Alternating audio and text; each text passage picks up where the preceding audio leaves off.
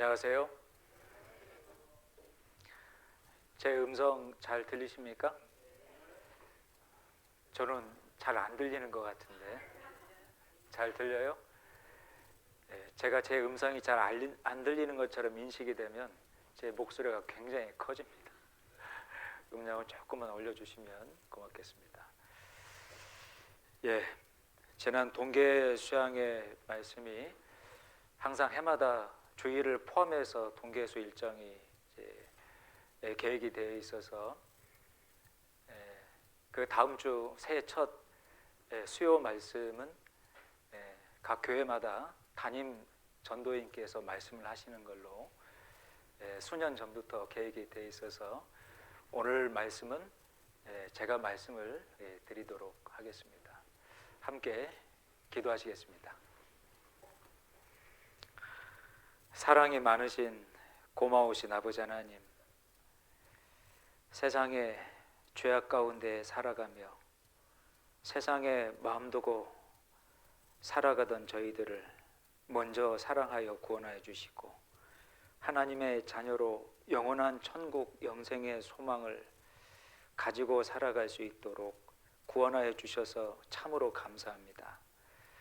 항상 감사와 은혜 가운데 살아갈 수 있도록 도와주시고 주님의 크신 사랑과 놀라운 복음을 담대하게 전하며 살아갈 수 있도록 인도하여 주시옵소서. 오늘도 형제 자매님들을 말씀 앞에 불러주시고 마땅히 알고 행하며 살아가야 되는 귀한 말씀의 교훈을 받을 수 있도록 인도하여 주셔서 감사합니다. 이 시간에도 함께 하시는 주님, 우리 각자의 심령에 하나님의 말씀으로 인을 쳐주시고 생활 가운데 이 말씀이 힘과 능력이 될 수 있도록 인도하여 주시옵소서. 이 시간 함께하지 못한 형제 자매님들에게도 더욱더 말씀과 교제와 모임을 사모할 수 있도록 도와주시고 그 마음과 여건도 하나님께서 세워주시고 허락하여 주시기를 간절히 기도를 드립니다. 특별히 다음 한 주간 계획되어 있는 신년도 첫 성경 강연회에 많은 영혼들이 인도되고 구원받을 수 있도록 하나님의 은혜와 자비를 더욱 베풀어 주시고 기도하며 전도하는 저희들 더욱더 간절한 마음으로 복음을 전할 수 있도록 함께 동참하여 협력할 수 있도록 도와주시기를 간절히 기도를 드립니다. 오늘 함께하는 모든 시간 주 성령님에게만 의지하오며 언제나 저희를 사랑하시는 예수 그리스도 이름으로 감사하며 기도드렸습니다. 아멘. 신약성경 마태복음 2장 말씀을 보시겠습니다. 신약성경 마태복음 2장 말씀입니다. 페이지도 2페이지네요. 신약성경 마태복음 2장 1절에서 6절까지의 말씀입니다. 마태복음 2장 1절에서 6절까지의 말씀. 헤롯 왕 때에 예수께서 유대 베들레헴에서 나심에 동방으로부터 박사들이 예루살렘에 이르러 말하되 유대인의 왕으로 나신 이가 어디 계시뇨? 우리가 동방에서 그의 별을 보고 그에게 경배하러 왔노라 하니 헤롯 왕과 온 예루살렘이 듣고 소동한지라. 왕이 모든 대제사장과 백성의 서기관들을 모아 그리스도가 어디서 나겠느뇨 물으니 가로되 유대 베들레헴이오니 이는 선지자로 이렇게 기록된 바 또 유대 땅 베들레헴아 너는 유대 고을 중에 가장 작지 아니하도다. 네게서 한 다스리는 자가 나와서 내 백성 이스라엘의 목자가 되리라 하였음이니라. 작년 12월 24일 날 첫 번째 설교 말씀을 드릴 때 예수님의 탄생과 주변 사람들이란 제목으로 일부 교훈을 이제 받았었고, 그때 마치며 예고한 대로 오늘은 두 번째 시간으로 마저 생각하지 못했던 그 주변 사람들의 마음과 그 모습을 통한 교훈을 받아보고자 합니다. 24일 날 말씀으로 생각해 본 것처럼 예수님이 탄생하신 날은 아무도 알지 못하고 성경 가운데 기록되어 있지도 않습니다. 세상은 12월 25일 날 추운 겨울로 정해놓고 지키고 있지만 성경 말씀을 보면 계절적으로도 추운 겨울이 아니었다라는 걸 알 수 있고, 추운 겨울날에는 절대 호적 조사를 하지 않는데 누가복음 2장 성경 말씀에 보면 호적 조사를 하고 있는 장면이 기록이 되어 있습니다. 어쨌든 이 세상에 예수님이 오신 건 사실인데 태어나신 날이 중요한 게 아닙니다. 태어나신 사실과 예수님이 이 세상에 무엇 때문에 오셨고 누구 때문에 오셨는지 그 의미와 목적을 나와 연관시켜서 깨닫는 것이 중요합니다. 로마서 14장 5절 말씀을 보면 이 날을 저 날보다 낮게 여기지 말고 또 모든 날을 동일하게 여길지니 그 날은 아무런 의미가 없다는 겁니다. 각자 자기 마음에 확증할지니라. 예수님이 누구시고 벌레요 구더기인 나 같은 죄인을 위해서 어떤 일을 하셨는지, 어떤 말씀으로 나에게 약속해 주셨는지 그 사실을 깨닫고 믿는 것이 중요합니다. 그 사실을 깨닫고 믿은 저희들, 그 탄생하신 그 사실에 함께했던 주변의 많은 사람들의 그 마음과 태도가 참 많이 달랐는데, 예수님을 내 마음의 믿음으로 모신 저희도 어떤 마음과 태도로 예수님의 탄생을 마음 가운데 교훈받고 또 생활에 나가야 될지 마음에 깊이 새기시면 좋겠습니다. 지난 시간 배웠던 사람들은 부정적인 사람들에 대해서 배웠습니다. 당시 헤롯 대왕, 함께했던 그 유명한 성경 박사라고 자처했던 종교인들, 읽었던 본문의 동방에서 박사들이 갑자기 찾아온 사실에 아주 많이 당황했습니다. 이 당시에 동방의 박사들은 바벨론의 천문학자들입니다. 굉장히 존귀한 자들입니다. 그런 자들이 유대 땅에 갑자기 등장했으니 깜짝 놀랄 만한 일이죠. 그 갑자기 구약 성경에 이제 예언되어 있는 별, 메시아, 그리스도, 구원자에 관한 예언을 보고 별을 쫓아왔다라고 말을 하니까 헤롯 대왕부터가 깜짝 놀란 겁니다. 그리고는 종교인들을 불렀잖아요. 당시의 서기관, 바리새인들, 성경 박사들입니다. 그 당시의 서기관들은 소위 탈무디스트라고 하는 성경 필사가들이에요. 그 오죽 성경을 잘 알겠습니까? 도대체 동방의 박사들이 갑자기 찾아와 별, 구세주, 그리스도, 구원자 이런 얘기를 하니 이게 무슨 말이냐라고 질문했더니 그 성경 박사들은 금방 구약성경 미가서 5장 2절을 찾았습니다. 예, 이 세상에 구주가 탄생한다고 예언되어 있는데 베들레헴 땅이라고 분명히 기록이 되어 있습니다. 그 말씀을 찾았다라면 그 성경 박사들이 먼저 불이 났게 기뻐하며 달려가야 맞지 않습니까? 왜 꿈쩍을 안 했을까요? 그 성경 박사들 마치 오시는 것을 전혀 기대하지 않았던 것처럼, 오히려 오시는 걸 싫어했던 것처럼 알면서도 움직이지 않는 화석과도 같은 그런 모습의 종교인들이었습니다.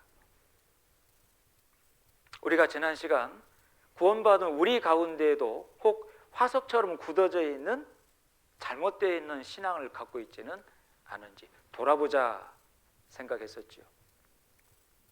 적어도 우리가 많은 시간 말씀을 듣고 말씀을 공급받을 때 그 말씀이 내 생활 가운데 순종하며 이루어지고 내 삶의 변화로 나타나지 않는다라면 적어도 내가 들었던 가졌던 말씀은 죽은 지식이 될 수 있습니다. 부패해버리는 교훈이 될 수도 있다는 거예요. 지난 시간 교훈 배웠죠? 이스라엘 땅의 사해 바다가 왜 죽은 바다가 되었다고요? 갈릴리 호수에서 계속 요단강을 따라서 사해 바다로 끊임없이 물이 들어옵니다. 근데 물이 흘러나가는 출구가 있어요, 없어요? 없어요. 그러니 고여있는 물이 돼버리니까 썩은 물이 돼버린 겁니다. 소금만 가득 차있는, 물고기도 살 수 없고 새도 먹이가 없으니까 살 수 없습니다. 그러니 죽어있는 바다죠. 우리 신앙이 죽어있는 바다의 신앙이 되면 안 되겠다는 겁니다. 그 디도서 성경 말씀에는 너희가 하나님은 시인하나 너의 행위로는 부인하는 자니, 이게 부패한 사람이 되는 겁니다. 우리 가운데는 그런 사람이 절대 있어서는 안 됩니다. 이 시간 여러분들 말씀 앞에 오셨죠? 지금 말씀을 배우고 있죠? 왜 오셔서 왜 말씀을 배우고 있습니까? 이유가 뭐죠? 단순하게 성경의 지식을 쌓으려고 오신 것은 아닌 걸 겁니다. 성경 말씀을 내 마음에 새기고 생활 가운데 내 삶의 방향으로 삼으려고, 내 삶의 목표로 삼으려고, 순종 가운데 이루며 살려고 말씀을 배우러 왔어요. 내 생활로 그렇게 나타나지 않는다면 오늘 여러분들이 들은 말씀은 죽은 지식과 부패한 교훈이 돼버릴 수도 있다는 거예요. 참 끔찍한 얘기죠. 우리가 주일날 참석하고 헌금하는 것만이 구원받은 사람들의 모습이 절대로 아닙니다. 구원을 받았다라고 하는 것은 그리스도의 사람이 되었다는 뜻입니다. 그래서 그리스도인이라고 부르죠. 여러분, 그리스도인이란 말은 당신은 그리스도를 닮았습니까? 라는 뜻이에요. 당신은 구원받았습니까? 당신은 그리스도인입니까? 풀어서 말씀드리면 당신한테서 예수 그리스도의 모습과 예수 그리스도의 향기가 납니까? 같은 질문이에요.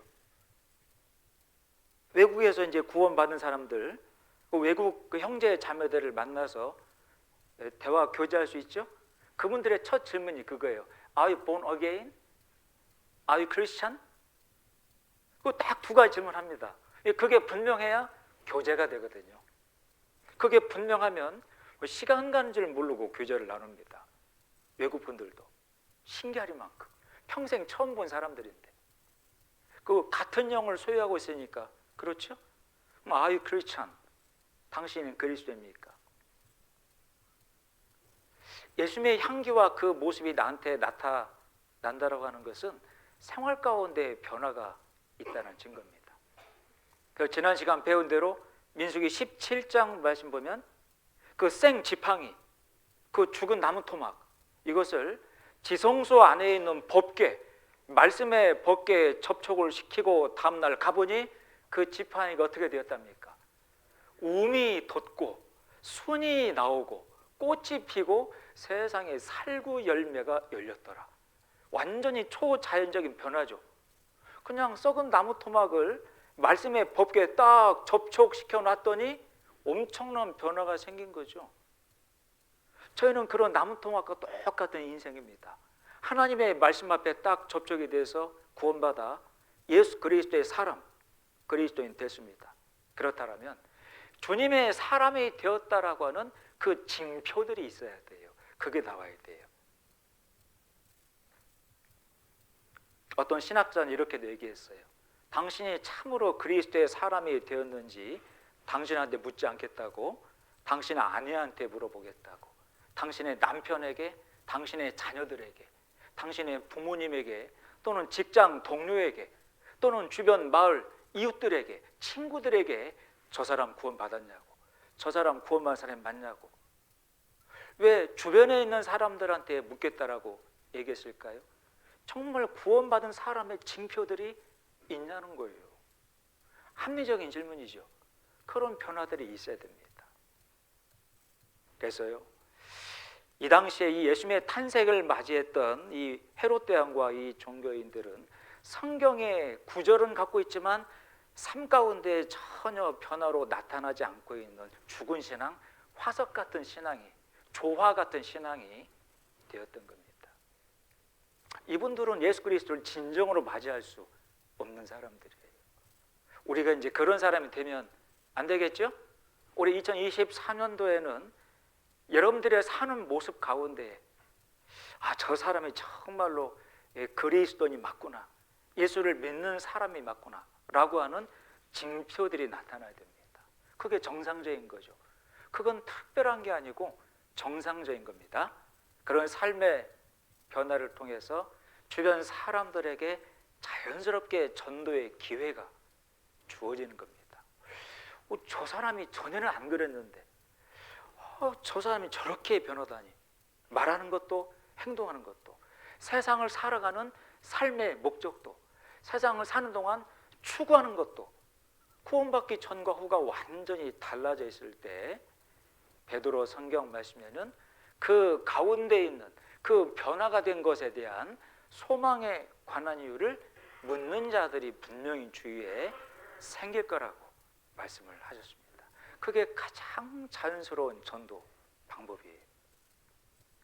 우리 2024년도에는 여러분들 변화해야 되겠습니까? 똑같아야 되겠습니까? 변화해야 됩니다. 어떻게 변할지, 무엇을 위해서 변할지, 그게 신앙의 서원과 목표를 세우는 거예요. 아직은 구정이 안 지났으니까 계속 새해입니다. 구정까지. 그 신앙의 목표를 삶의 변화라는 큰 타이틀을 가지고 생각해 보세요. 전도하는데, 봉사하는데, 교제하는데 어떻게 변할 것인지, 무엇을 통해 변할 것인지, 무엇을 위해서 변할 것인지 고민해 봐야 됩니다. 그리고 누가복음 2장 말씀에 보면 지난 시간 이제 말씀드렸던 내용을 잠깐 복습을 해보는 겁니다.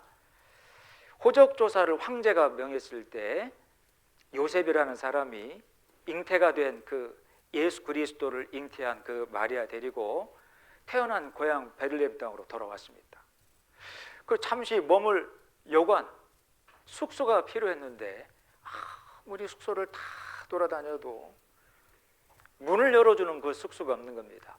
혹간 문을 열어주어도 방을 내어주는 여관 주인이 없어요. 그 누가복음 2장 성경 말씀 보면 사관에, 여관에 머무를 수 있는 방이 전혀 없는 거로 굳이 어디로 가신 겁니까? 짐승이 머물러 있는 그 짐승의 우리간에 들어가서 짐승이 밥을 먹는 짐승의 밥통 위에서 예수 그리스도가 탄생하셨다 기록이 되어 있습니다. 그 모습도 생각해 보면 그 사관 주인이 왜 방을 내주지 않았을까? 그렇게 빈 방이 하나도 없었을까? 아닙니다. 아이가 잉태되어 있는 산모를 방에 들이게 되면 복잡해집니다. 혹시 방에서 출산이라도 하게 되면 일거리가 굉장히 많아지죠. 있던 손님도 나갈 수도 있습니다. 그러니 귀찮다고 싫다고 빈 방이 있었지만 내어주지를 않았어요. 뭘 교훈하고 있습니까? 우리 신앙 가운데에도 여러분의 마음에는 빈 방들이 많아요. 인생은 뭐냐면 저도 살아보니까 마음의 빈 방들에다가 무언가를 채워나가는 게 그게 인생이더라고요. 사람은 이 마음이 텅 비어있는 걸 못 견뎌합니다. 허무하고 공허하고 쓸쓸하고 외롭고 못 견디죠. 뭐라도 하려고 해요.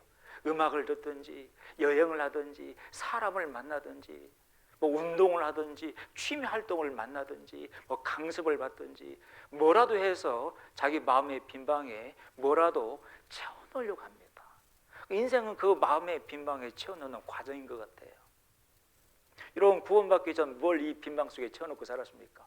술, 노름, 뭐 운동, 취미 활동, 그냥 세상에서 명성을 쌓고 세상에서 물질을 얻는 그 온갖 그런 계획들, 아니면 육신을 즐겁게 하는 그런 쾌락적인 것들, 이런 것들만 방에다가 잔뜩 넣어놓고 사셨죠? 구원받으면 이게 아무것도 소용없다는 걸 알아요. 이게 진정한 내 인생의 내 방을 다 채울 수 없다는 걸 압니다. 그냥 밑 빠진 독에 물 붓기죠. 밑이 구멍이 뚫어져 있는데 아무리 많은 물을 부은들 그 항아리에다가 독에다가 물을 채울 수 없는 것처럼. 근데 구원을 받고 나니 예수 그리스도 구원자, 이 벌레의 구덕인 나를 위해서 십자가에서 피 흘려 돌아가 주심으로 영원히 내 죄값을 다 갚아주시고 나의 생명과 구세주가 되신 예수 그리스도, 어떤 것하고도 비교할 수 없는 가장 귀하고 가장 무한한 가치가 있는 무한가치, 절대가치, 세상에 어떤 금은 보화하고도 바꿀 수 없는 엄청나게 귀한 예수 그리스도가 내 속에 오셨어요. 어떤 세상의 것으로도 채울 수 없었던 여러분의 빈방에 예수님이 채워진 겁니다. 그러면 구원받은 이후에 내 신앙 가운데 이 마음의 방들에다가 이제 뭘 채우면서 사셔야 됩니까? 구원을 받았음에도 불구하고 역시 세상의 명성과 물질을 쌓는 계획들을 귀 기울이고 마음에 채우고 그걸 생각하고 살고, 또 주말만 되면 어떤 운동을 할까, 어떤 취미 활동을 할까, 육신을 즐겁게 하는 쾌락적인 것들만, 온통 그런 계획들만 생각하고 마음에 채우고 산다라면 되겠냐 그 말입니다. 그럼 예수님이 항상 여러분의 신앙의 마음의 방 앞에 딱 와서 문을 두드리는 겁니다. 아무개야, 아무개야. 요한계시록 3장 말씀에 문 열어다오, 문 열어다오. 네가 문을 열어야 내가 너로 들어가 먹고 네가 나로 더불어 먹으며 교제를 나누자 하십니다. 아가서 5장 성경 말씀에도 똑같은 말씀이 기록되어 있죠. 왕이신 솔로몬 왕이 술람 여인을 찾아와서 계속 새벽 내내 밤새도록 문을 두들기는 겁니다. 그 술람 여인이 문을 열어줘요, 안 열어줘요? 끝까지 안 열어줘요, 안 열어줘요. 빈방 없어요, 빈방이 없어요. 우리 신앙 가운데에도 예수님을 밤새도록 새벽 이슬을 맞춰가며 내 마음의 문 바깥에 세워둘 수도 있다는 겁니다. 왜 그렇죠? 귀찮은 거 싫은 겁니다. 그냥 편하게 지내고 싶은 거죠. 그냥 이대로가 좋아요. 어찌 보면 자기 만족을 자기 기준 가지고 갖고 있어요. 여기까지, 이 정도까지, 이 이상은 저는 못하겠습니다, 안 할랍니다. 그리고 자기 만족을 갖고 있는 거죠. 그래도 이 정도만 하고 살아도 아무개 형제나 아무개 자매보다는 내가 더 낫지 않아요? 저는 이 정도까지입니다. 예수님이 같이 교제하자, 내 방문을 두들기면 빈방이 없어요. 같이 봉사하자, 저 힘들어요, 안 할래요, 못해요. 어떤 자매 시키세요, 어떤 형제 시키세요. 예수님 제 방에 빈방이 없습니다. 전도하자, 아이고 한번 말 꺼내봤는데 말도 못 붙이게 해요. 나 더 이상 전도 못해요, 안 할래요. 예수님은 함께 전도하자, 봉사하자, 교제하자, 함께 말씀 배우자고 내 마음의 문 밖에 서서 계속 내 마음의 문을 두들기시는데 내가 문을 안 열고 있다 그 말입니다. 세상의 모든 문의 고리는 문 밖에 있지만 사람의 마음의 문 고리는 안에 있어요. 여러분이 안 열면 못 들어오십니다. 어쩌실랍니까? 이제 2024년 새해는 여러분 마음에 있는 신앙의 그 빈방들에다가 뭘 채우며 사실랍니까? 여전히 명성과 물질과 육신의 쾌락들을 쌓아가실랍니까? 아니면 예수님께서 들어오셔서 함께 전도하고 함께 봉사하고 함께 교제하는데 여러분들의 마음을 빈방으로 내어주실랍니까? 결정하셔야 됩니다. 결심하셔야 됩니다. 결심과 결정을 넘어서 선까지 하셔야 됩니다. 예수님의 탄생 때 그 여관집의 그 사관 주인이 빈방이 있었음에도 빈방을 내어주지 않고 문을 닫아버린 안타까운 모습처럼 우리가 똑같이 예수님의 탄생을 맞이하는 이 신앙 가운데에 그렇게 마음의 방을 닫으면 안 됩니다. 아시겠죠? 그런 결심들을 하자 라고 지난 시간에 말씀을 드렸습니다. 그리고 오늘 이제 배우려고는 또 다른 사람들의 이야기가 정말로 예수 그리스도를 간절히 사모하고 간절한 마음으로 찾고 구하며 간절한 마음으로 기다렸던 사람들 이야기입니다.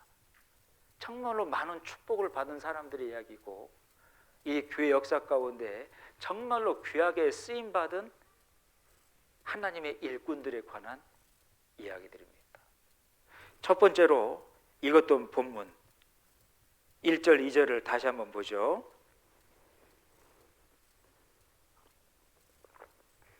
헤롯 왕 때 예수께서 유대 베들레헴에서 나시매 동방으로부터 박사들이 예루살렘에 이르러 말하되 유대인의 왕으로 나신 이가 어디 계시뇨? 우리가 동방에서 그의 별을 보고 그에게 경배하러 왔노라 하니. 곧바로 예루살렘에 온통 소동이 이제 벌어졌다, 기록되어 있어요. 이 소동의 의미가 여러 가지입니다. 그들에게는 구세주를 맞이할 준비가 안 됐으므로, 뭔가 준비가 안 됐을 때 집에 온다 그러면 당황스럽잖아요. 그런 의미일 수도 있고, 그 먼 동방에서 왜? 그것도 박사들이? 소문은 들었겠죠. 왜냐하면 과거에 이스라엘 사람들이 바벨론 제국에게 멸망당하고 포로로 잡혀간 역사가 있습니다. 바벨론을 다녀온 역사가 있기 때문에 바벨론 제국이 어떤 나라인지를 알아요. 굉장한 그 와이즈맨, 그 존귀한 자들, 설명한 대로 천문학자들이 특화되어 있는 그런 지역, 그런 제국이었습니다. 그 이제 다니엘 성경 5장 말씀 보면 바벨론에 박사들이 있었다라고 계속 기록이 되어 있거든요. 근데 그 먼 나라에서 그 존귀한 천문학자 박사들이 왜 여기까지? 당시에 거리 계산하면 적어도 2,000km 이상은 되었다고 해요. 뭐 타고 이동했을까요? 뭐 낙타가 될 수도 있고, 뭐 나귀가 될 수도 있고, 아무리 그런 교통수단을 이용해도 적어도 3개월 이상을 걸리는 엄청나게 먼 긴 여정입니다. 그 먼 여정을 왜 이 예루살렘 땅까지? 그런데 이 동방의 박사들은요, 별을 보고 왔다, 탄생할 왕을 경배하러 왔다, 그런 겁니다. 우리가 수요 말씀 때에도 비슷한 말씀을 배웠어요. 동일한 말씀을 배웠습니다. 이 동방의 박사들이 어떻게 구약 성경의 별, 구세주 메시아 그리스도, 그분의 탄생 소식을 알고 믿을 수 있었을까? 바벨론 제국에 있었던 이스라엘 백성들의 이야기가 많습니다. 대표적으로 다니엘 성경에 다니엘의 세 친구들의 이야기와 다니엘 이야기가 집중적으로 기록되어 있죠. 아시죠? 다니엘의 세 친구들의 놀라운 기적의 사건, 큰 금 신상을 다니엘 제국 왕이 만들어 놓고 이 신상에게 절하지 않으면 전부 다 풀무불속에 집어넣어 다 태워버리겠다. 그런데 다니엘의 세 친구 사드락, 메삭, 아벳느고, 그 금 신상에다가 절하며 우상을 섬길 수 있습니까? 죽으면 죽었지 하나님 외에 우상에다가 절하지 않겠다. 아주 절대 신앙을 다 갖고 있는 겁니다. 멋지죠? 이 왕이 화가 나가지고 옆에 있는 풀무불을, 그 불의 세기를 7배를 더하게 하라. 불을 지피던 사람이 다 죽어버렸어요. 그런 불에다가 새 친구들을 집어 던져버렸어요. 그 나중에 보니까 세 사람을 던졌는데 4사람이 불 가운데 지나다니는 겁니다. 그리고 4번째 사람은 신의 아들처럼 보이는도다. 그 4번째 사람이 누구였습니까? 예수님입니다. 그 세 친구들이 다시 살아서 나왔는데 세상에 실 하나도 거슬리지 않고 머리카락 하나도 타지 않고 전혀 탄 냄새도 없었다고 기록되어 있죠. 그 놀라운 하나님의 역사와 기적을 경험한 왕이 엄청난 조서를 내렸습니다. 하나님에게 영광을 돌리고 하나님을 찬양하라. 다니엘의 사자굴 사건도 마찬가지죠. 왕 말고 다른 신이나 다른 왕에게 절하는 자, 기도하는 자, 사자 굴 속에 쳐 넣어 사자 밥이 되게 한다. 다니엘이 하나님을 배반할 수 있습니까? 아니에요. 이미 80세에 고령된 나이입니다. 늦지막한 나이에 하나님, 제가 지금까지 잘 지켰잖아요. 이제 마지막입니다. 제가 사자 굴 속에 들어가 비참하게 죽어서 인생이 끝나는 것보다 이번 한 달 동안만 제가 기도 생각할게요. 한 달 동안만 하나님께 절하지 않겠습니다. 하나님을 경배하지 않겠습니다. 하나님, 제 마음 아시잖아요. 푸드불 제가 하나님께 기도하다가 사자 밥이 되어서 인생이 끝나는 것보다 제가 더 살아서 하나님을 하는 게 더 좋지 않겠습니까? 다니엘은 조금 더 그렇게 타협하지 않았습니다. 하나님은 사람이 아니시고 하나님은 어떤 분이신지를 분명히 하는 거죠. 다니엘 성경에 나도 안다 그랬고, 나훔서 1장 말씀에 하나님도 하나님 자신을 의지하고 을에 의탁하는 자를 아신다라고 되어 있습니다. 정말 멋진 말이 다니엘 성경 6장 10절에 기록되어 있어요. 하루 3번 늘 행하던 대로 문을 활짝 열어두고 예루살렘 편을 향하여 하루 3번 정확하게 기도했다라고 되어 있습니다. 문 닫고 기도한 것도 아니에요. 시간을 바꾼 것도 아닙니다. 문을 활짝 열어두고 보란듯이 하루 3번 정해진 시간에 예루살렘 편을 향하여 하나님께 기도했습니다. 그러니 왕이 화가 나가지고요, 사자굴에 집어넣어라, 집어넣었지요. 다음날 가보니까 다니엘이 사자 밥이 됐습니까? 아닙니다. 세상에 사자가 강아지나 고양이처럼 탁 앉아있는 거죠. 하나님이 사자의 입을 막았다라고 되어 있습니다. 다니엘이 뒷짐 주고 걸어 나왔어요. 그 모습을 또 목격한 이 왕, 기가 막힐 노릇이죠.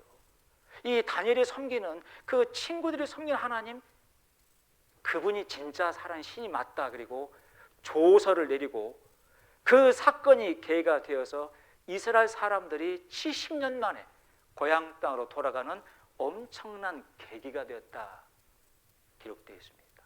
그런 것들을 바벨론 제국의 천문학자들이 목격했으니 이 구약 성경, 하나님, 하나님의 약속, 메시아, 구세주, 그리스도, 별, 민수기 24장에 한 별이 떠오르면 기다린 겁니다.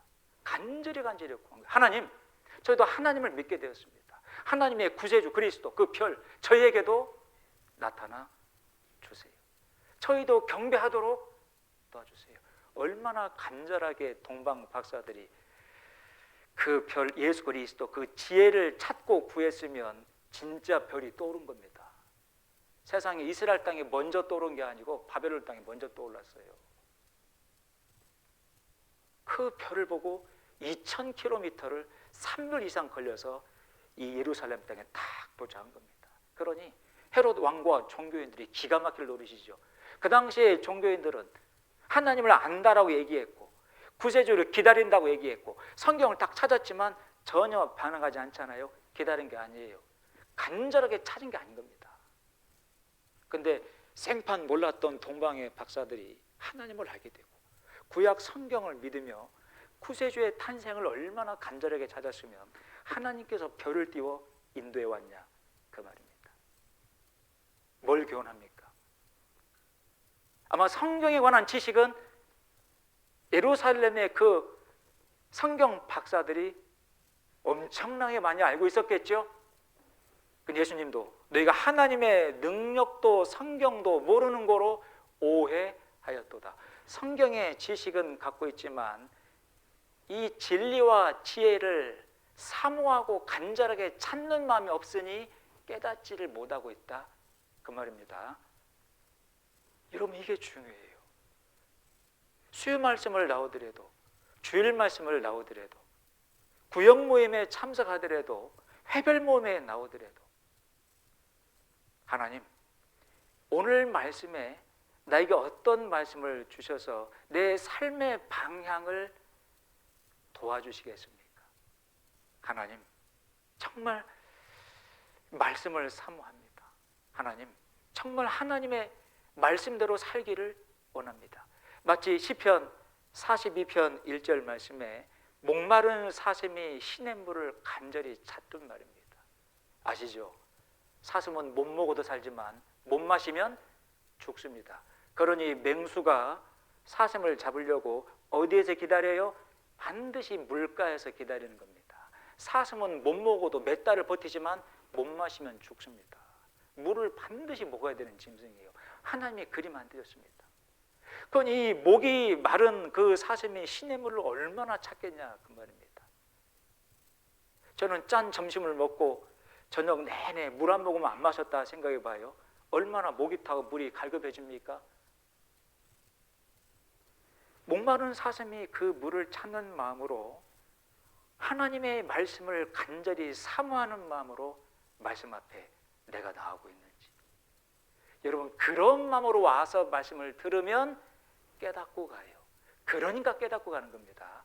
그 말씀이 깨달아지면 내 삶이 변하는 겁니다.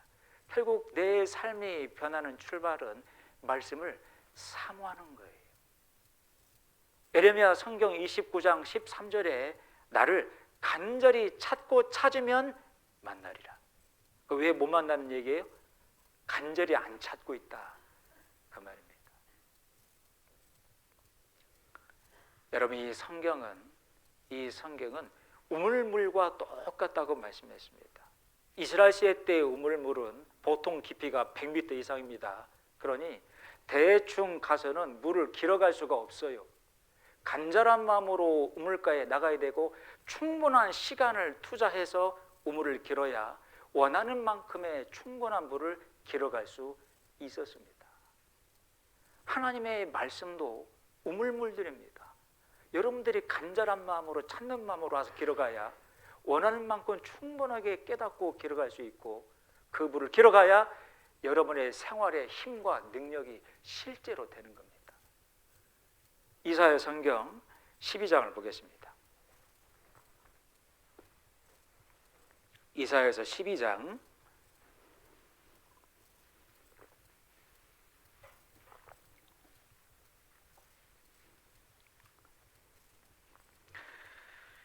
12장 구약성경 982페이지입니다. 이사야서 12장 3절 말씀입니다. 구약성경 982페이지 이사야서 12장 3절 말씀 한 절만 같이 읽죠. 그러므로 너희가 기쁨으로 구원의 우물들에서 물을 기르리로다. 구원의 우물들에서 물을 기르리로다. 여러분 우리가 구원받는 것도 교만하면 구원 못 받잖아요. 마음이 낮아지고 겸손해져야 구원받지요. 구원받는 것은 하나님의 절대적인 은혜입니다. 은혜는 반드시 높은 곳에서 낮은 곳으로 물처럼 흘러 찾아 들어갑니다. 물의 특성이 그렇죠. 하나님의 살아계심을 말씀을 통해 깨닫고 인정하며 내가 하나님을 만난다는 사실을 겸손하게 받아들이고 하나님 앞에 죄가 있다는 걸 깨닫게 될 때 마음에 무릎을 꿇을 수밖에 없습니다. 공의로우신 거룩하신 하나님 앞에 이 죄의 문제 어떻게 해결받을 수 있겠습니까? 정말 이 죄가 해결되지 않으면 나는 심판받고 멸망을 받을 수밖에 없으니 하나님 나는 죄인으로소이다. 나를 불쌍히 여기옵소서. 정말 간절한 마음으로 죄에서 구원받기를 간구할 때 깨닫지 않습니까?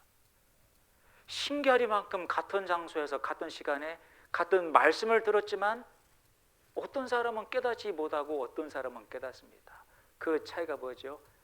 찾는 마음, 구하는 마음이에요. 그런 마음일 때 정말로 깨닫게 되는 겁니다. 오늘 이 자리에도 같은 말씀들을 듣고 있지만 사모하는 자에게 하나님이 채워주신다 말씀합니다. 누가복음 1장 53절에 하나님은 줄인 자에게 배부르게 채워주시는 자이다 라고 말씀했습니다. 그 줄였다, 줄인 자라는 그 의미가 간절히 찾고 사모하는 마음을 가지고 왔다 그 말이에요. 그런 사람들을 공수로 빈손으로 돌아가게 안 하겠다라고 말씀을 하신 겁니다. 제가 지난 시간 스페인 알메리아 지역에서 500km를 눈 오는 데에도 죽어도 갈랍니다 왕래했던 그 교회 이야기를 말씀을 드렸지 않습니까? 그렇게 말씀을 사모하는 마음으로 찾는 마음으로 주말 1박 2일을 말씀을 향해 교제를 향해 500km를 왔다 갔다 하니까 얼마나 많이 담아가겠냐 그 말입니다. 그러니 풍요 속에 빈곤이란 말이 있습니다. 가까운 데 있고 풍성한 말씀이 있는데도 깨닫는 건 눈꽃만큼도 못 깨달아요. 그러니 삶의 변화가 없습니다. 오히려 멀리 떨어져 있고 상황이 녹록치 않은데 이번 주일 말씀을 안 들으면 한 주간 내가 버틸 수 없어요. 하나님의 말씀이 아니면 사람을 상대할 때 내 마음 중심을 잡을 수가, 내 마음 지킬 수가 없어요. 하나님 말씀 주세요. 말씀이 필요합니다. 이런 간절한 마음으로 찾아와서 말씀 듣고 가는 자가 훨씬 더 풍성하게 깨닫고 가는 겁니다. 훨씬 더. 제가 독일에 설교 갔을 때 그 당시에는 쾰른이라는 지역에 모임이 없었습니다.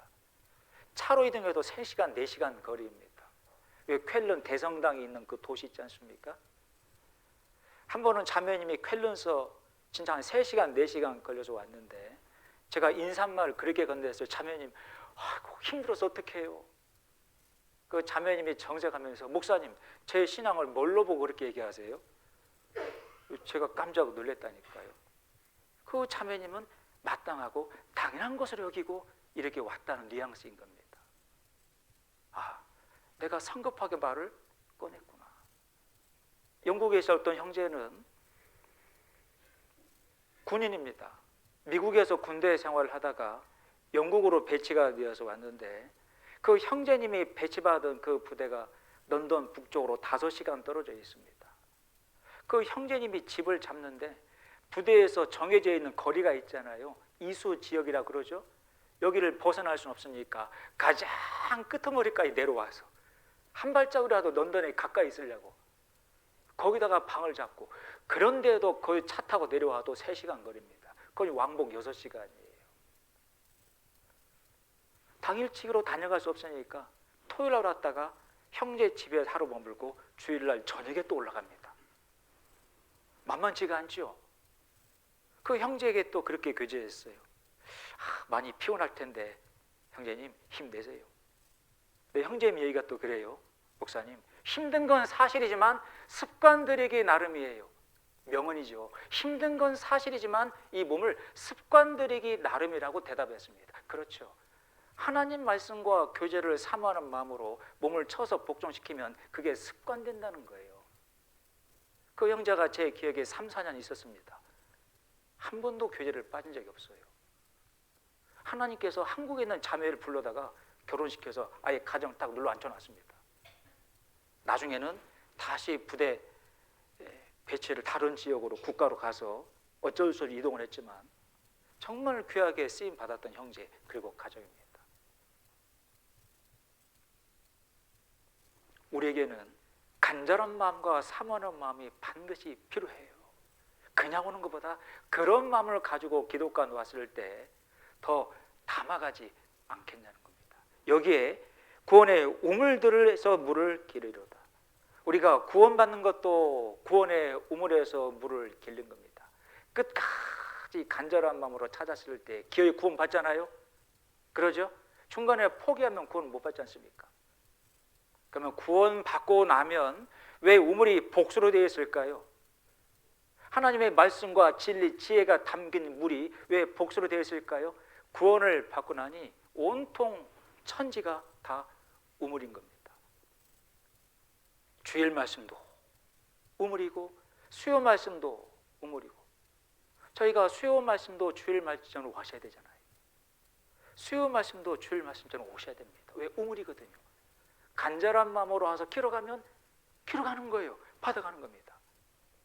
수양회도 우물이고 전도 집회도 우물이죠. 다음 한 주간 전도 집회가 있습니다. 그 전도 집회를 통해서 우리에게 또 생명의 말씀을 주시겠죠. 그 생명의 말씀 진리 길어가야 됩니까? 안 길어가야 됩니까? 어떤 마음으로 와야 길어가요? 간절한 마음으로요. 사모하는 마음으로 왔을 때 담아가는 겁니다. 길어가는 겁니다. 그게 내 삶의 신앙의 능력이 되는 거예요. 그런 사람들의 신앙은 튼튼하게 자라는 겁니다. 왜? 담아가거든요. 채워가거든요. 그리고 이 성경이 복수로 되어 있어요. 우물들이라고. 우물들. 여러분, 주일 말씀 우물 길어야 돼요? 안 길어야 돼요? 수요 말씀은요? 길어야죠. 전도 집회는요? 길어야죠. 수양회는요? 길어야 됩니다.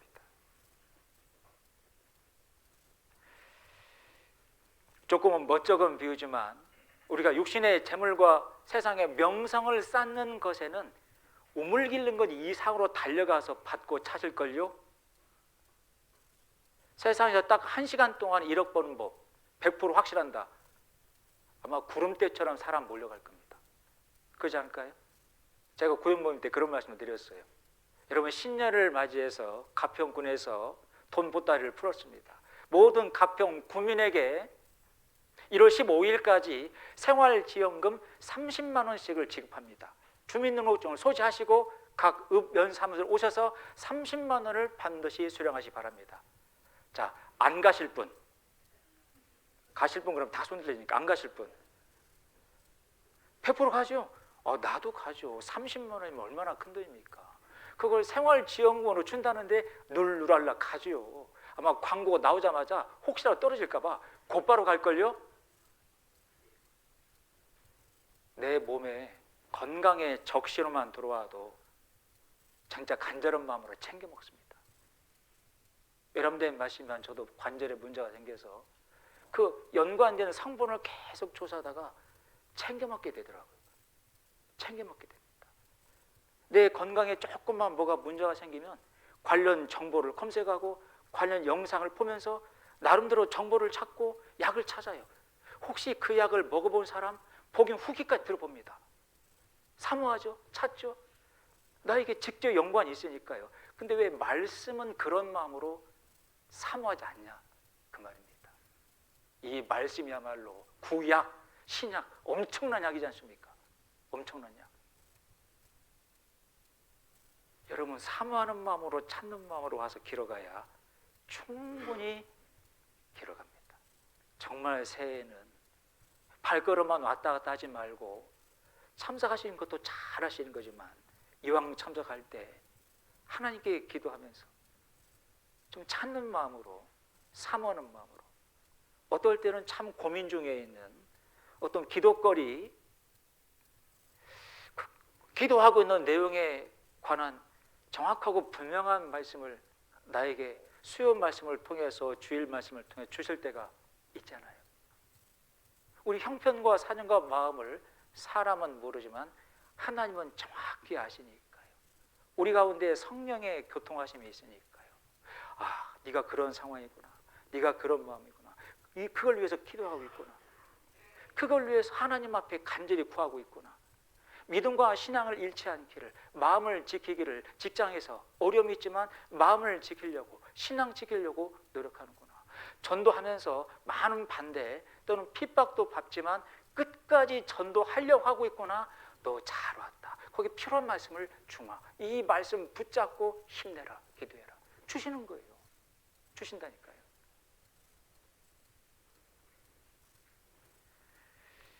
이 성경 말씀에는 은을 삼하는 것처럼, 금을 삼하는 것처럼 지혜를, 말씀을, 예수님을 찾고 구하라, 사모하라 선포하고 있습니다. 선포. 잠언 말씀 한번 보죠. 잠언 2장입니다.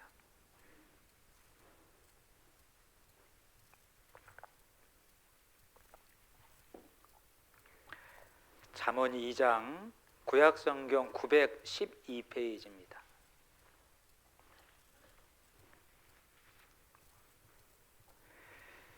4절 5절 말씀입니다. 잠언 2장 4절 5절 말씀 같이 읽겠습니다. 은을 구하는 것 같이 그것을 구하며 감추인 보배를 찾는 것 같이 그것을 찾으면 여호와 경외하기를 깨달으며 하나님을 알게 되리라. 간절한 마음을 촉구하시는 말씀인데 좀 부끄러운 말씀이기도 해요. 하나님이 굳이 은과 보배로 비유를 하신 것은 저희들의 마음에 세상의 물질들이 많이 들어와 있기 때문입니다. 그러지 않을까요?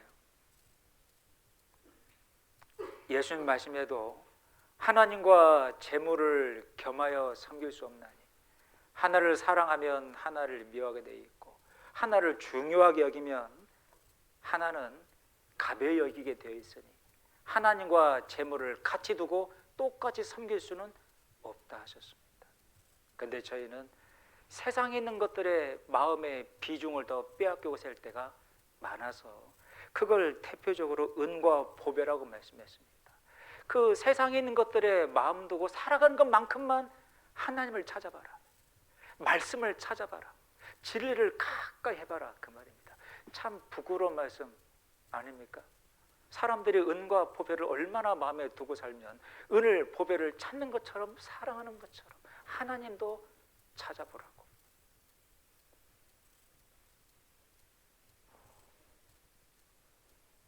저희는 간절한 마음을 잃어버리고 살 때가 많습니다. 막연하게 살아갈 때가 많아서 삶의 변화도 없어요. 우리 2024년도도 우리가 마땅히 받을 시간을 받은 게 아닙니다. 정말로 은혜 가운데 받은 시간입니다. 고린도후서 6장 1절 말씀에 하나님의 은혜를 헛되이 받지 말라. 이 귀한 은혜 시간들을 또다시 헛되게 보내지 않기 위해서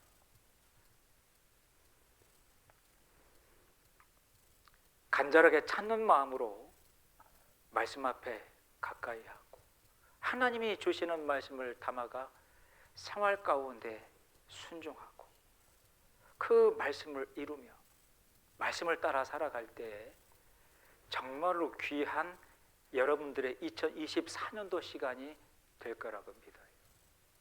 또다시 짐승이 토한 것을 다시 먹는 것처럼 지나간 아쉬움의 2023년도처럼 살아갈 수는 없습니다. 여기 뒤에 4장 말씀입니다.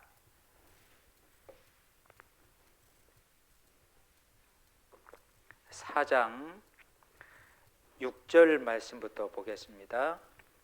4장 6절 지혜를 버리지 말라. 그가 너를 보호하리라. 그를 사랑하라. 그가 너를 지키리라. 이 지혜를 의인화시킨 말씀입니다. 도대체 지혜가 누구길래 그 지혜를 버리지 말고 지혜를 사랑하래요. 그러면 그 지혜가 너를 보호하고 너를 지켜줄 거다 말씀했습니다. 이 지혜가 누구일까요? 예수 그리스도이십니다. 고린도전서 1장 30절 말씀에 예수 그리스도는 하나님께로부터 나와서 우리에게 지혜와 의로움과 거룩함과 구속함이 되셨으니 지혜이신 예수 그리스도를 버리지 말라. 그가 너를 보호하리라. 지혜이신 예수 그리스도를 가까이 하라. 그가 너를 지키리라. 계속 읽어보죠. 지혜가 제일이니 지혜를 얻으라. 무릇 너의 얻는 것을 가져 명철을 얻을지니라. 9절까지를 같이 읽습니다. 그를 높이라. 그리하면 그가 너를 높이 들리라. 만일 그를 품으면 그가 너를 영화롭게 하리라.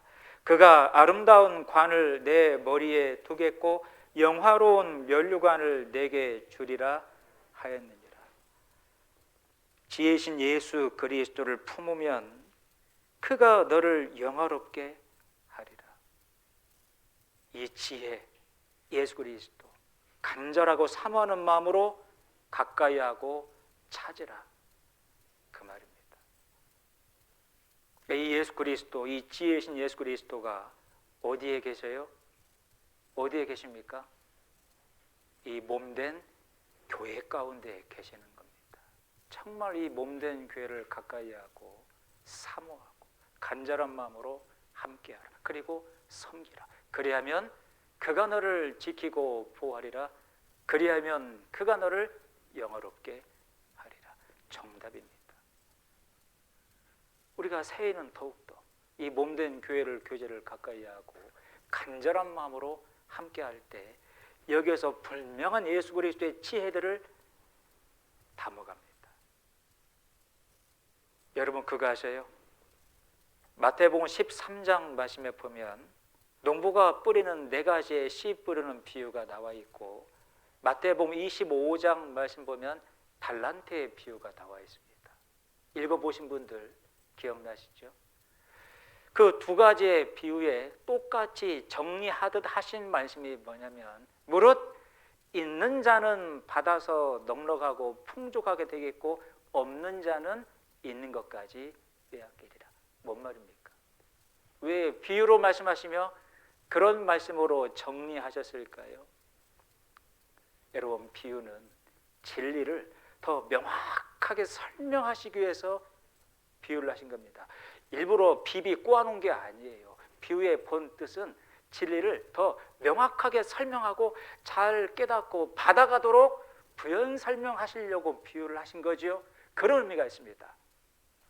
그러니까 정말 간절한 마음으로 귀를 쫑긋 세우고 사모하는 마음으로 와서 들으면 그 비유를 통해 진리가, 지혜가 더 명확해져서 가요.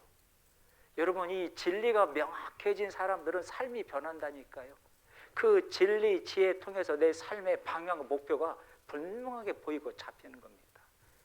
여러분, 그래서 비유를 하신 거예요. 한번 볼까요? 마태복음 13장에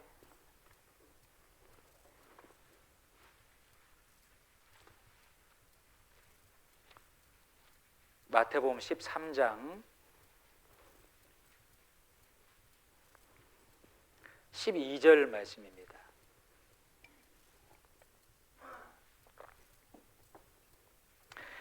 마태복음 13장 12절 같이 읽죠. 무릇 있는 자는 받아 넉넉하게 되되 무릇 없는 자는 그 있는 것도 빼앗기리라. 그 10절의 비유로 말씀하시냐고 제자들이 물었습니다. 그럴 때 예수님께서 이렇게 대답한 겁니다. 그 앞에 있는 내용이, 저를 봐주세요. 씨 뿌리는 비유지요. 농부가 씨를 뿌리는데, 자 들어보거라. 어떤 밭에 뿌려진 씨앗이 30배, 60배, 100배의 결실이 맺혀서 그 농부에게 큰 기쁨이 되겠느냐?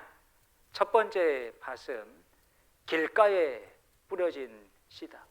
두 번째 밭은 아주 딱딱하게 굳어있는 돌이 박혀있는 땅에 뿌려진 씨앗이다. 세 번째 밭은 가시 덤불이 가득 덮여있는 밭이다. 네 번째 밭은 온갖 돌들이 다 제거가 된 기경이 된 밭이다. 어느 땅에 뿌려진 씨앗이 결실이 맺겠느냐? 여러분들이 열심히 그 비유를 들었다면 어느 땅이겠습니까? 당연히 돌이 제거가 된 가시덤불이 치워진 기경된 땅이죠. 아, 그렇구나. 알아듣는 거예요. 알아듣는 거예요. 귀를 쫑긋 들었던 제자들은 아, 그렇구나. 그 밭은 사람의 마음이고 씨는 하나님의 말씀이구나. 내 마음 상태가 제대로 돼야 그 씨가, 그 복음 말씀이 내 마음에 뿌려지고 심겨지는 거구나. 아, 그렇구나. 그러니까 찾고 구하는 사람들은요, 그 비유를 통해 더 명확하게 딱 깨닫고 하는 겁니다. 그래서 비유로 말씀하신 거예요. 그래서.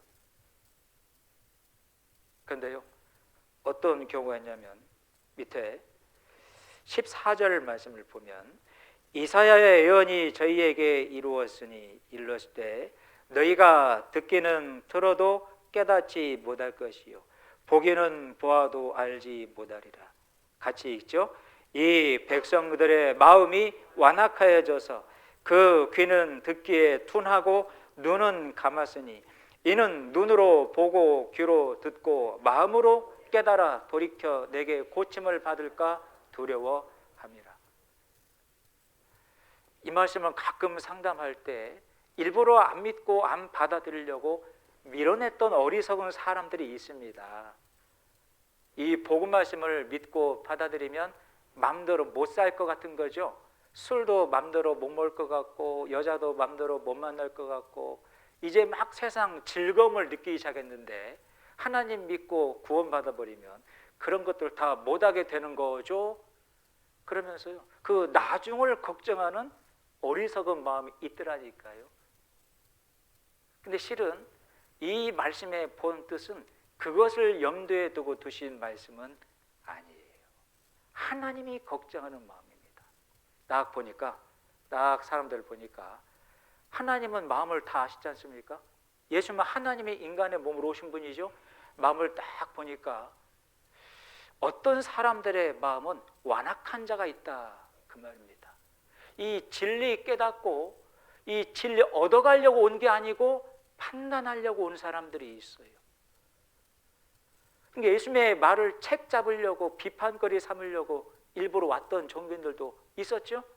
그러니 그런 자들까지 깨닫고 갈까 봐 내가 두렵다. 하나님의 입장에서 하신 말씀이에요. 그런 자들까지 깨닫고 가면 안 된다는 거예요.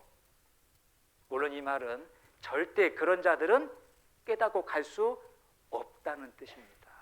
하나님이 그런 자가 깨닫고 가면 안 되지라고 말한 정도면 절대 그런 자들은 못 깨닫고 간다, 그 말입니다. 이런 말씀을 판단하려고 앉으시면 안 됩니다. 말씀을 지식으로만 담아가려고 앉으시면 안 돼요. 개중에 어떤 사람들은 말씀을 판단합니다. 굉장히 교만하죠. 자기가 갖고 있는 기준이 있어요. 자기 생각이 있습니다. 자기 생각 기준에 안 맞으면 틀렸다고 손가락질 합니다. 여러분, 그러다가 다른 데로 빠지는 거예요. 이 당시에 예수님이 말씀을 하시는데 진리를, 천국 복음을 전하는데 더 명확하게 이 진리를 깨닫게 하려고 비유를 쫙 풀어서 얘기했는데 정말 사모하는 사람들은 그 비유를 통해서 더 명확해진 겁니다. 우리가 어떤 수업을 받을 때에도 그 교사분이나 그 강사분이 어떤 주제를 얘기할 때 애화를 들 때 있잖아요. 애화를 들으면 아하 확 와 닿을 때가 있죠. 그러죠? 그런 것처럼 예수님이 그렇게 비유를 하신 겁니다. 근데 마음이 준비가 안 돼 있는, 찾는 마음이 아닌 다른 딴 마음을 갖고 온 자들이 이 자리에도 있었어요. 그런 자들까지 깨닫고 가면 안 된다. 그런 자들까지 깨닫고 갈까 봐 두렵다. 하나님의 마음에서 하신 말씀입니다. 반복되는 말씀이지만 그런 자들은 깨닫고 갈 수 없다라고 하는 강한 반어적인 말씀이에요. 마태복음 25장에도 똑같이 달란트의 비유를 하시며 무릇 있는 자는 받아서 풍족하게 되겠고 없는 자는 있는 것까지 빼앗기리라. 있는 자가 뭐예요? 찾는 마음이 있다, 그 말입니다. 그 마음을 들다 보니까 사모하는 마음을 갖고 왔다, 그 말입니다. 그 찾는 마음, 사모하는 마음 있으니까 받아간다, 그 말입니다. 풍족해지는 거죠. 없는 자는 자리에 와 있지만 찾는 마음이 없는 자는 있는 것까지 빼앗기게 되라. 그런 마음이 완악한 마음이다라고 말씀을 하시는 겁니다. 그래서요, 그런 마음으로 와서 말씀을 들으면 깨닫고 가지는 못해요. 여러분, 깨닫지를 못하면 생활이 변하지도 않습니다. 그렇잖아요. 이치가 그렇잖아요. 뭔가 깨달아야 마음에 그렇구나 알아져야 내 삶에 적용을 하든 순응하든 할 거 아니에요. 내가 깨달아지지 않으니까 적용도 못하고 순응도 못하는 겁니다. 이치가 그렇지 않습니까? 예수님도 제자들에게, 그 자리에 참석했던 많은 사람들에게 그 목적으로 비유를 풀어서 쫙 말씀한 겁니다. 우리 가평교회 사랑하는 형제 자매들의 마음은 어떻습니까? 있는 자입니까? 없는 자입니까? 있다라고 하는 게 뭐죠? 찾는 마음을 가지고 왔냐는 거예요. 사모하는 마음을 가지고 왔냐는 겁니다. 여기 욥기 28장을 보겠습니다.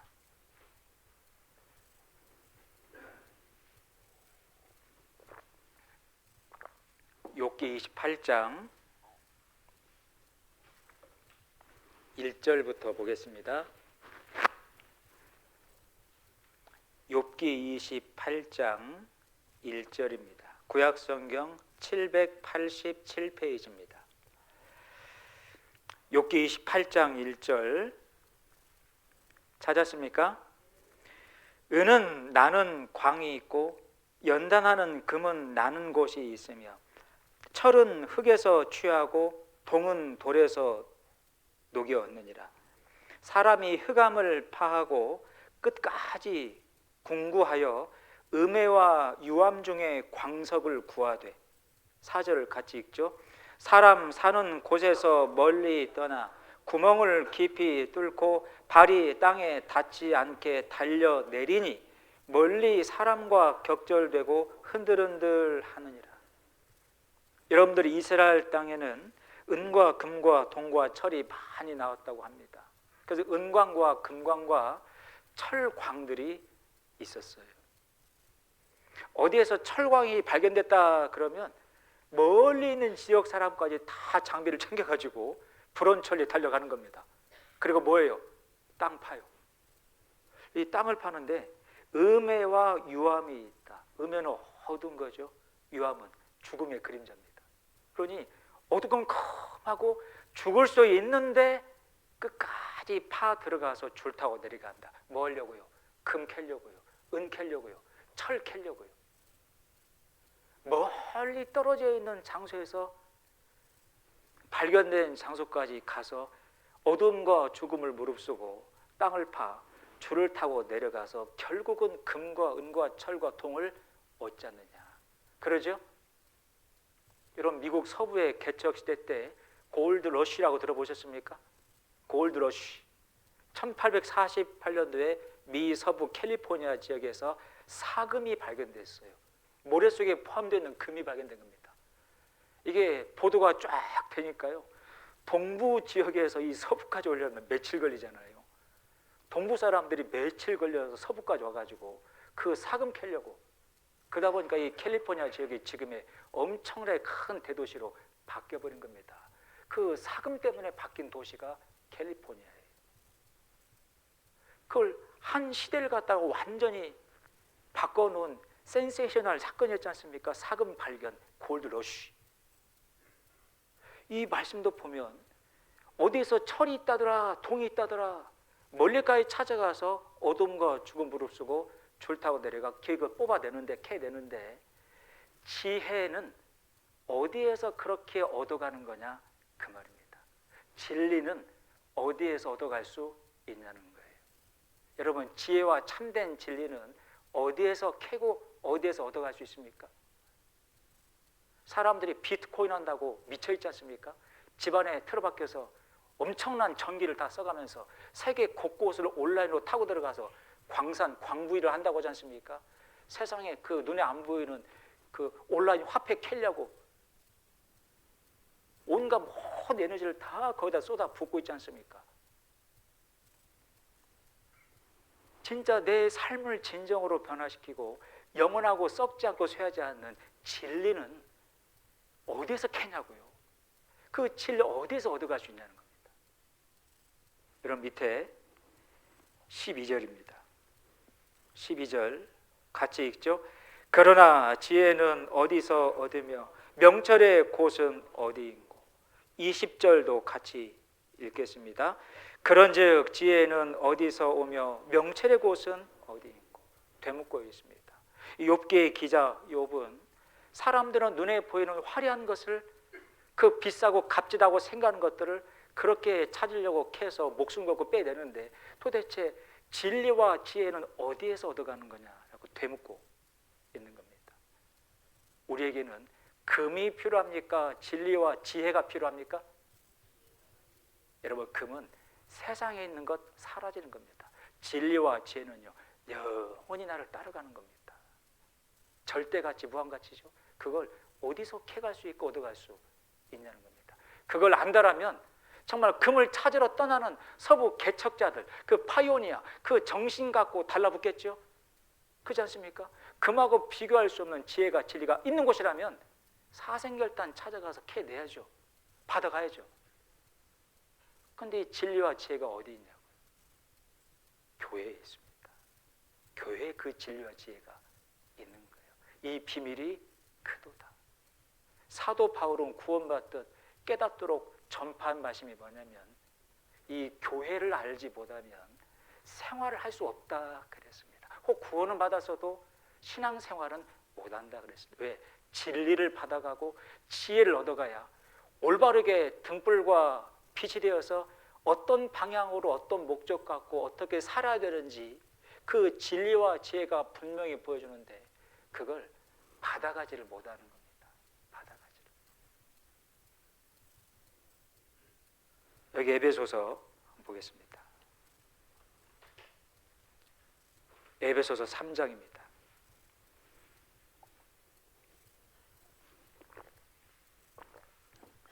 에베소서 3장 10절 말씀입니다.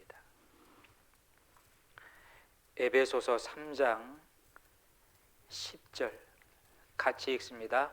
이는 이제 교회로 말미암아 하늘에서 정사와 권세들에게 하나님의 각종 지혜를 알게 하려 하십니다. 여러분, 그래서 혼자는 신앙생활이 안 되는 겁니다. 하나님이 그렇게 하셨어요. 머리신 예수 그리스도의 몸된 구원받은 우리 안에서 성령이 그 능력대로 역사하시며 그 능력대로 지혜를 주신다라고 분명히 말씀을 하셔서 우리가 금과 은과 동과 철을 캐듯 지혜를 진리를 몸된 교회 가운데에서 받아가시고 캐가셔야 되는 겁니다. 이 통로를 다른 통로로 바꿔놓으신 적이 없어요. 그러니 구원받고 교회를 모르면 신앙이 제대로 성장이 안 되는 겁니다.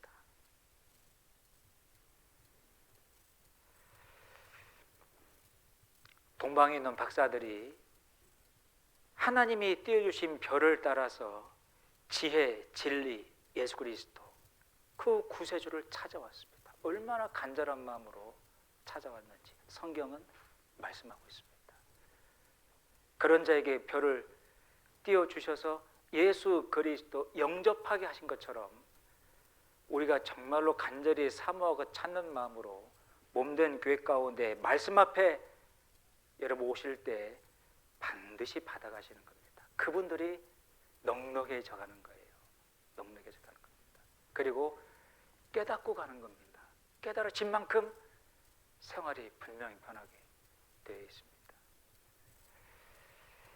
이 말씀의 진리를 정말 마음에 사모하고 찾는 마음으로 함께 하시면 좋겠습니다. 어디에서요? 여러분 어디에서요? 머리신 주님의 몸된 교회 안에서요.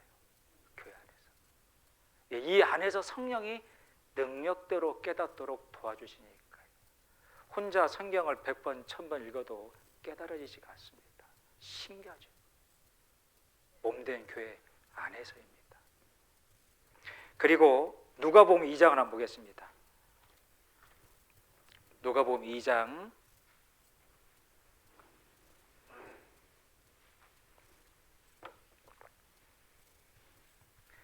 8절입니다. 누가복음 2장 8절. 동방의 박사들 못지않게 간절히 찾고 구하며 기다리던 목자들이 있었습니다. 누가복음 2장 8절 찾으셨죠? 그 지경에 목자들이 밖에서 밤에 자기 양떼를 지키더니 주의 사자가 곁에 서고 주의 영광이 저희를 두루 비추매 크게 무서워하는지라. 천사가 이르되 무서워 말라. 보라, 내가 온 백성에게 미칠 큰 기쁨의 좋은 소식을 너희에게 전하노라. 오늘날 다윗의 동네에 너희를 위하여 구주가 나셨으니 곧 그리스도 주시라. 쭉 뒤로 가서 20절 말씀을 같이 읽겠습니다. 목자가 자기들에게 이르던 바와 같이 듣고 본 그 모든 것을 인하여 하나님께 영광을 돌리고 찬송하며 돌아가니라. 동방의 박사들에게는 멀리에서 별을 띄워서 예수님의 탄생을 영접하도록 인도했지만 이 양떼 지키는 목자들에게는 가브리엘 천사가 천군 천사를 대동하고 내려왔습니다. 어마어마했죠. 이 당시에 제사장들의 숫자가 8,000명이 넘었다고 하니까 그 제사장들의 아들들을 생각해 본다면 수만 명이었겠죠. 근데 왜 천한 목동에게 이 소식을 전한 거냐? 그 말입니다. 이유가 있죠. 그 똑똑한 제사장 가문의 자녀들을 찾아가지 않고 왜 천한 일을 하고 있는 목동들을 찾아갔냐는 겁니다. 이 목동들이 먼저 예수님의 탄생을 영접했습니다. 나중에 동방의 박사들이 별을 보고 왔거든요. 동방의 박사들은 예수님의 탄생을 집으로 옮긴 다음에 집에서 예수님을 영접했어요. 근데 이 목동들은요, 그 짐승의 구유통 현장에서 주님을 목도했으니까 훨씬 더 먼저 이 목동들이 주님을 영접한 겁니다. 근데 왜 이 목동들에게 천사가 천군 천사 대동하고 이 소식을 알려서 주님을 영접하게 하셨을까요? 이유가 있겠죠. 이유가. 시간상 성경을 다 찾지는 못하겠지만 민수기 10장 말씀 보면 모세가 미디안 광야에서 생활할 때 하나님의 허락하심으로 미디안 여인과 결혼했다라고 되어 있고, 그 장인 족속이 일명 성경 참고해 두시면 이 족속 이야기가 자주 나옵니다. 레갑 족속이라고 불렀습니다. 다른 말로 겐 족속이라고 불렀어요. 이 레갑 족속과 겐 족속의 후예들이 이스라엘 백성들을 따라서 가나안 땅까지 들어왔습니다. 그리고 사사기 1장 성경 말씀 보면 이스라엘 땅에 12지파가 있잖아요. 그 중에 유다 지파 가운데 쏙하니 들어와서 유대인들과 똑같이 산 겁니다. 왜냐하면 자기 모든 마음과 생애를 하나님께 다 드린 족속들이었습니다. 대단히 순종적인 족속이어서 나중에 에레미야 성경 35장을 보면 순종하지 않는 이스라엘 백성들에게 샘플로 네갑 족속을 불러다가 그들의 순종을 직접 눈에서 목격하게까지 만들었어요. 이스라엘 백성도 아닌 네갑 족속, 겐 족속이 이스라엘 땅에 들어와서 하나님을 믿는 믿음으로 정말로 순종적으로 살아가는 겁니다. 이스라엘 사람들에게 샘플과 본까지 이제 보여준 겁니다. 근데 이 네갑 겐 족속이 하나님의 신임을 얻고 심지어 성경 말씀을 기록하는 서기관, 탈무디스트, 그 봉사까지 하게 돼요. 여기 역대상 2장 한번 보겠습니다.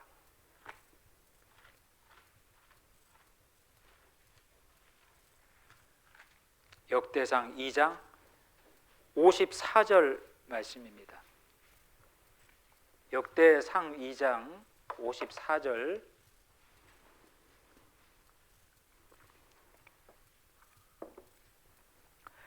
역대상 2장 54절.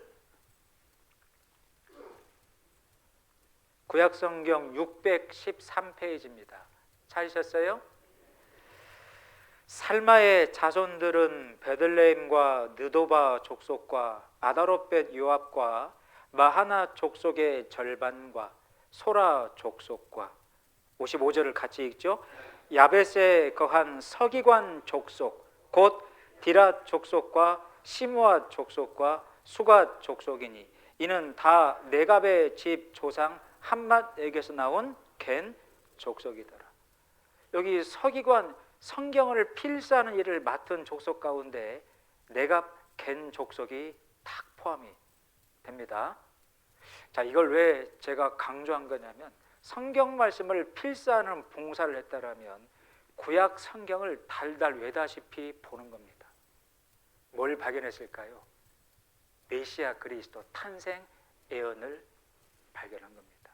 분명히 이 목동들, 이 네갑 겐 족속도 미가서 성경 5장 2절을 분명히 아는 족속들입니다. 오늘 읽었던 본문에 예루살렘 땅의 종교인들이 가장 먼저 찾은 성경이 미가서 5장 2절. 유대 땅 베들레헴 에브라다야, 너는 작을지라도 너에게서 유대인을 다스릴 왕이 태어나리니 그는 근보의 태초의 상고연이라. 이 네갑 겐 족속도 구약 성경을 필사하다 보니까 별, 구세주, 그리스도, 유대인의 왕, 이 예언을 깨달은 겁니다. 정말로 사모했던 찾았던 족속들입니다. 이방 족속임에도 불구하고 서기관을 맡을 정도였습니다. 그리고 수천 년의 역사 가운데 베들레헴 땅으로 베들레헴 땅으로. 왜? 베들레헴 땅에서 구세주가 탄생할 것이 예언되어 있으니까요. 점점 그쪽으로 이사를 가요. 여기 느헤미야 성경 한번 보시죠. 느헤미야 3장입니다. 730페이지입니다.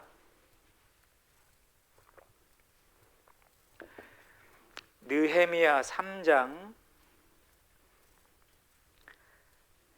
14절 말씀입니다. 730페이지 느헤미야 3장 14절 730페이지입니다. 찾으셨어요? 읽어보죠. 분문은 베닷게렘 지방을 다스리는 레갑의 아들 말기야가 중수하여 문을 세우며 문짝을 달고 자물쇠와 비창을 갖추었고.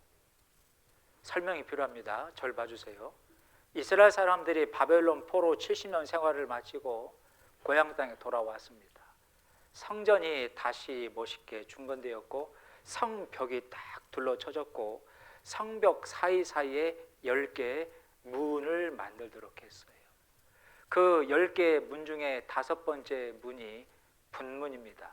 이 분문의 뜻이 뭐냐면 일명 똥 게이트, 똥문입니다. 똥분자를 썼어요. 어떤 의미냐면 그 성전 안에서 온갖 똥, 오줌, 오물, 쓰레기가 다 쓸려나가는 문인 겁니다. 결코 깨끗하지 않았겠죠. 그 고약한 냄새는 어쩔 겁니까?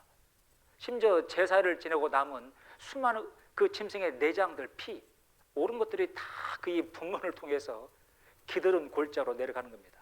그럼 그 기드론 골짜기는 나중에 흰놈의 골짜기, 구더기가 피어있는 골짜기로 변해버리죠. 자, 이 분문을 겐 족속, 네갑 족속 그 사람들이 도맡았어요. 그런데 이 사람들이 있었던 지역이 분문은 베닷게렘 지방, 베들레헴과 가장 가까운 쪽에 있는 지역입니다. 일부러 이 지역으로 이사 간 거예요. 이 지역으로. 여러분 나중에 보면 아까 읽었던 누가복음 2장에 가브리엘 천사가 대동하고 천군 천사와 함께 예수님의 수태 고지, 탄생 고지 들었던 목동들이 네갑 족속들입니다. 이 겐 족속들이에요. 놀랍죠.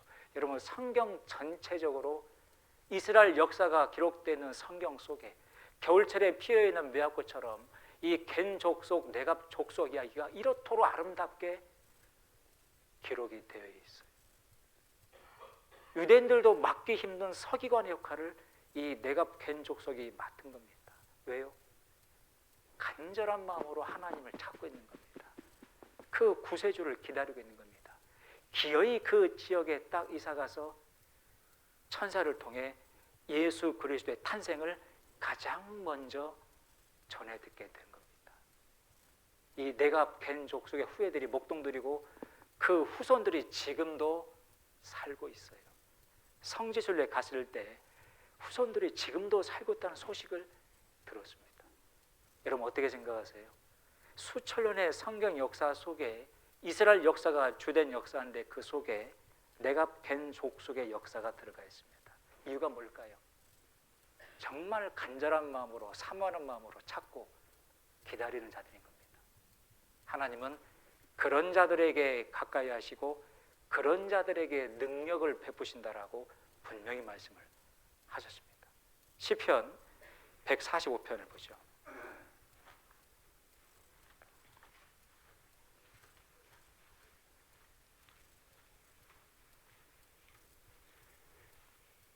시편 145편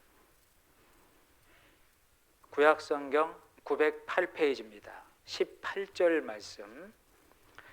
시편 145편 18절 말씀입니다. 145편 18절 말씀 같이 읽겠습니다.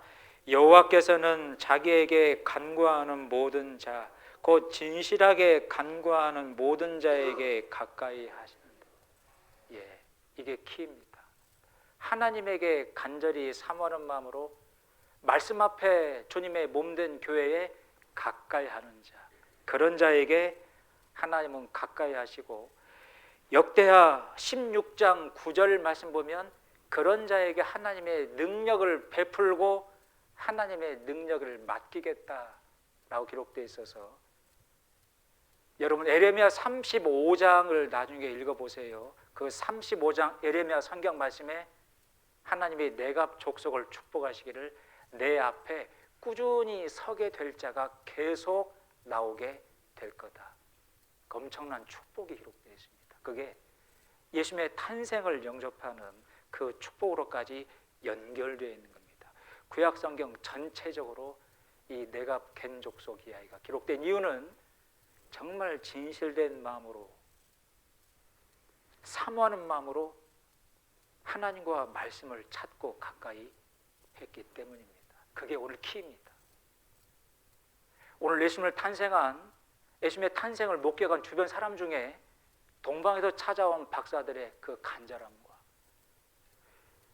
목동들의 그 간절함과 기다림, 이걸 꼭 여러분들 마음에 기억하시고 2024년도 새해 내 신앙의 중심을 하나님과 말씀 앞에 두고 그 진리, 지혜, 그 말씀을 주님의 몸된 교회 가운데에서 간절한 마음으로 구하는 마음으로 받아갈 수 있는 그런 자가 깨닫고 간다는 사실을 기억하시고, 깨닫고 가는 자들이 깨달은 만큼 자기 삶의 신앙이 변한다는 사실을 오늘 꼭 기억하시면 좋겠습니다.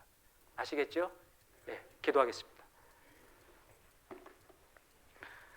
사랑이 많으신 아버지 하나님 감사합니다.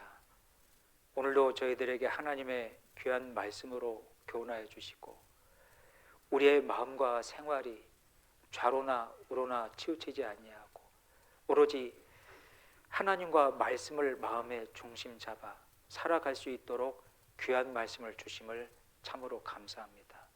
우리 2024년도도 하나님의 은혜 가운데 주어진 시간들 귀하게 보낼 수 있도록 도와주시고, 특별히 영혼들에게 복음을 전도하고 주님의 귀한 일에 봉사와 교제로 참여할 수 있도록 하나님 도와주시기를 간절히 기도를 드립니다.